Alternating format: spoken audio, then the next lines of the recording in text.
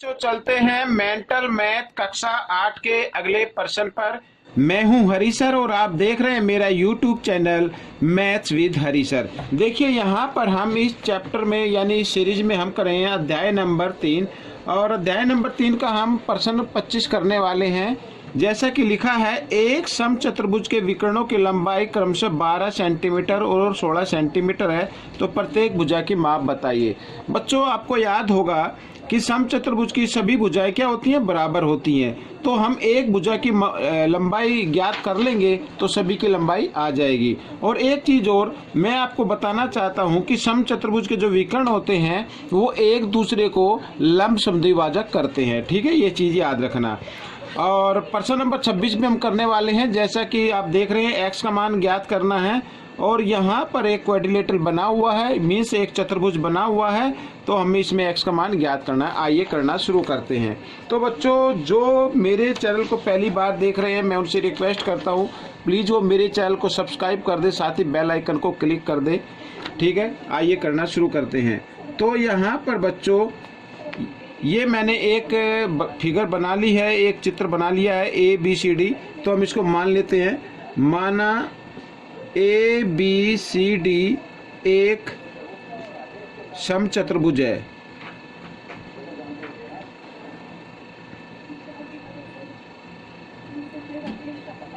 एक समचतुर्भुज है, ठीक है बच्चों।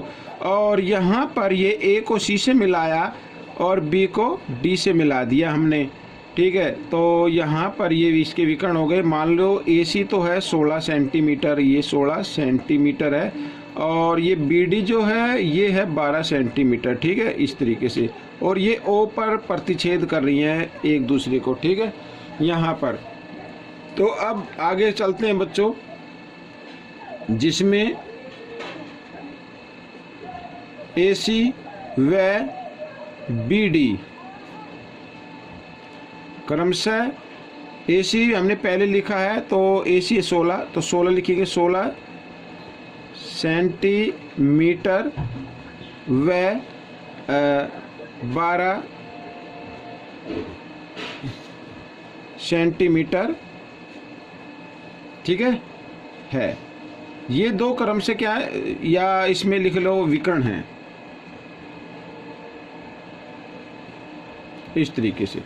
अब बच्चों, मैंने आपको बताया कि जो समचतुर्भुज के विकर्ण होते हैं वो एक दूसरे को 90 डिग्री पर समद्विभाजित करते हैं। ठीक है, तो यहाँ पर ये AO, ठीक है, और OC ये, और BO और OD यहाँ पर ये बराबर होगा।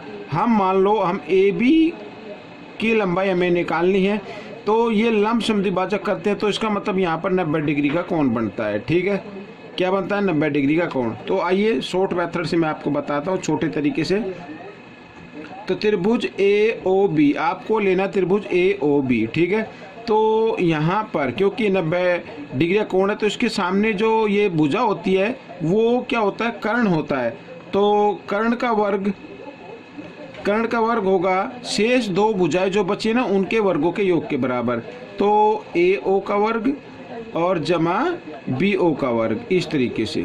ठीक है, तो यहाँ पर कर्ण का वर्ग हमें ज्ञात करना है, यानी इसकी जगह मैं चाहूँ तो AB भी लिख सकता हूँ। और यहाँ पर AO है बच्चों, देखो समद्विभाजक यानी 16 का आधा, समान दो भागों में बांटना। तो ये 16 थी ना, तो AO कितनी हो गई, 8 हो गई। तो यहाँ पर लिखूंगा 8 का वर्ग। और BO है बच्चों, यहाँ पर BD 12 है, तो BO हो जाएगी 6, 12 का आधा 6 होता है। ठीक है, इस तरीके से।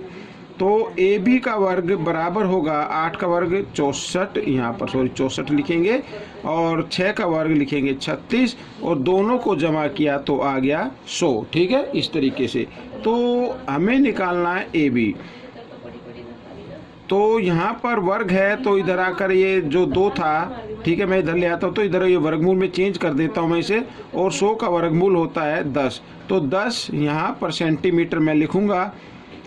तो ये AB क्या है, इसकी भुजा है। ठीक है, तो प्रत्येक भुजा की लंबाई 10 सेंटीमीटर होगी। तो मैं लिख देता हूँ,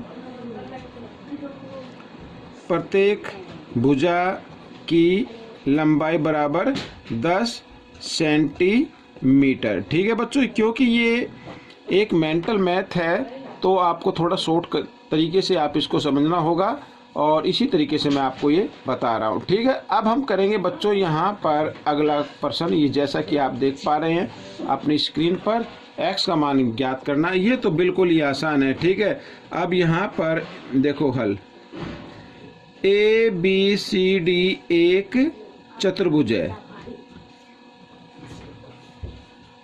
ठीक है, जिसमें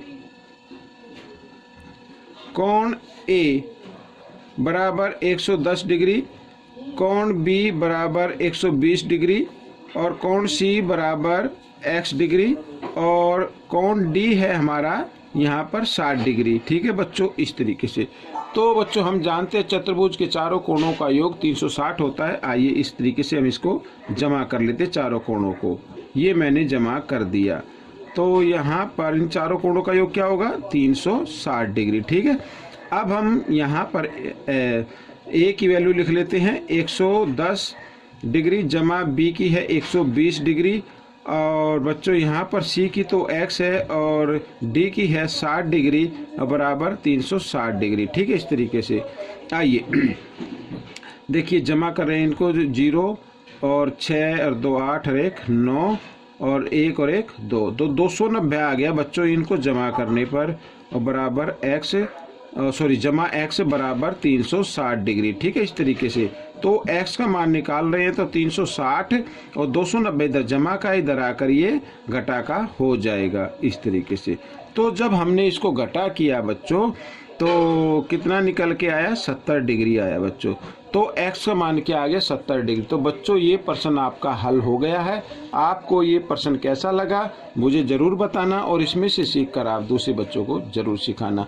मिलते हैं अगले पार्ट में, तब तक के लिए धन्यवाद।